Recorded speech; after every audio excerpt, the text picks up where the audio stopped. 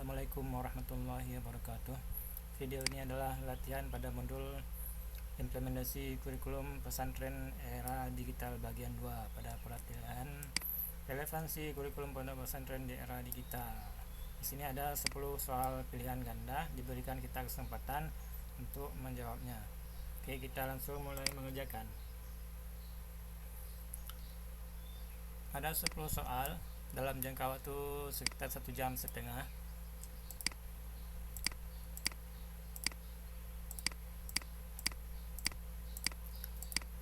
Kita mulai dari soal yang pertama.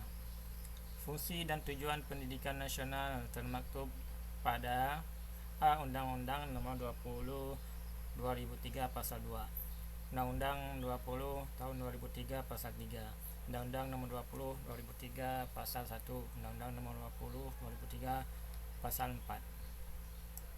Jadi di sini yang benar tercantum pada Undang-Undang Nomor 20 tahun 2003 Pasal 3. Jawaban B. Selanjutnya nomor 2.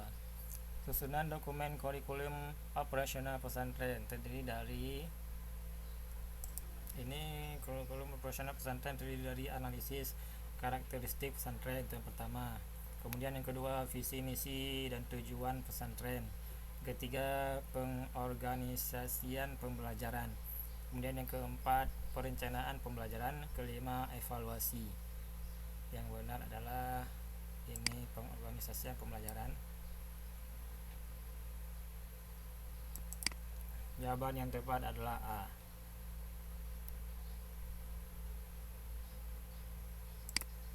Nomor 3, kegiatan pembiasaan perilaku baik dalam beribadah, berakhlak mulia dan membaca Al-Quran merupakan bagian dari kegiatan pembelajaran intrakurikuler, ekstrakurikuler, kontrakurikuler atau kokurikuler.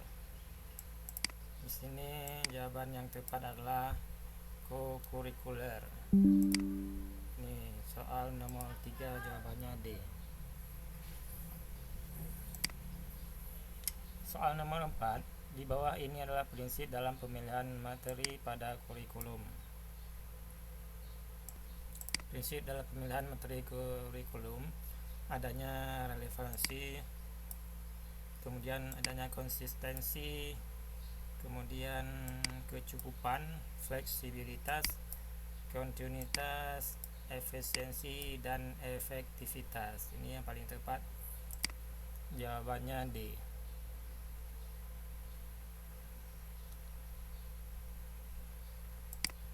Soal selanjutnya nomor 5.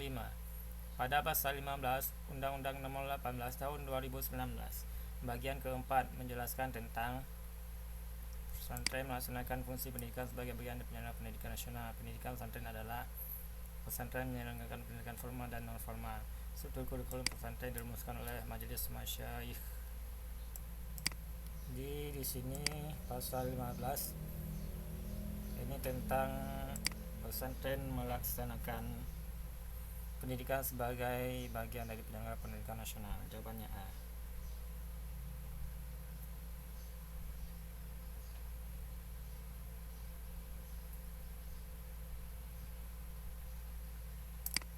Soal selanjutnya nomor 6.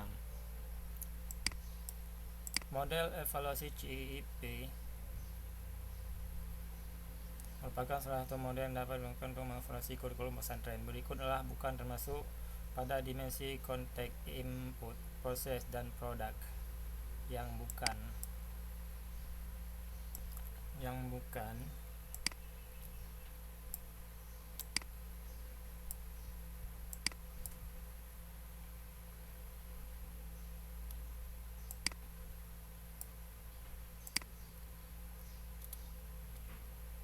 jawabannya adalah D, yang bukan termasuk pada dimensi konteks input, proses, dan produk. Selanjutnya nomor 7. Majelis Masyayikh dapat menetapkan tujuan lembaga pesantren yang mengacu pada tujuan pendidikan nasional dengan mendesain 3 komponen, yaitu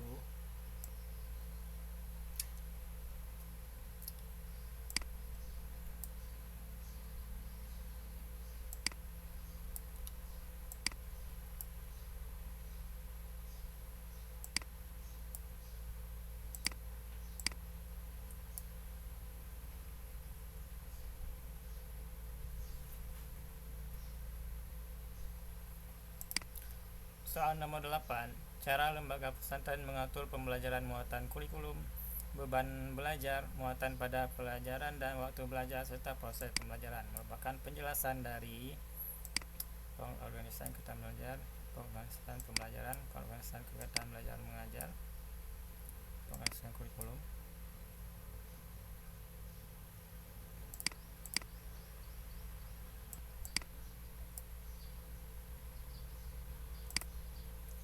Ini aja jawabannya B, pengorganisasian pembelajaran.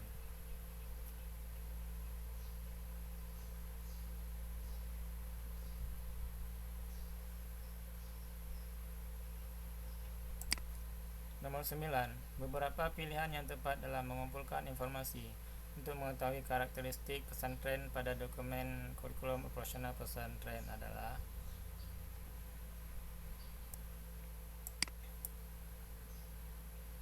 untuk mengumpulkan informasi mengetahui karakteristik pesantren. Pertama, adanya observasi, kuesioner, wawancara, kemudian forum group discussion.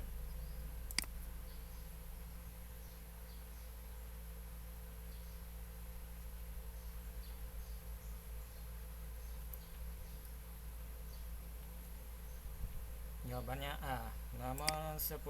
Yang terakhir, berikut ini adalah komponen pada kurikulum. Tujuan kurikulum, kemudian materi pelajaran, proses belajar mengajar, dan evaluasi kurikulum.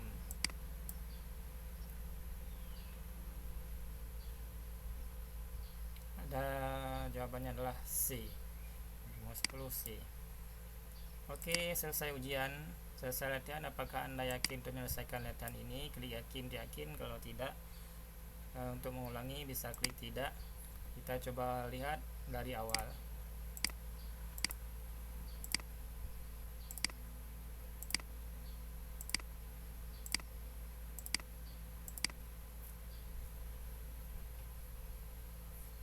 Oke, klik selesai ujian dan klik yakin. Bismillahirrahmanirrahim.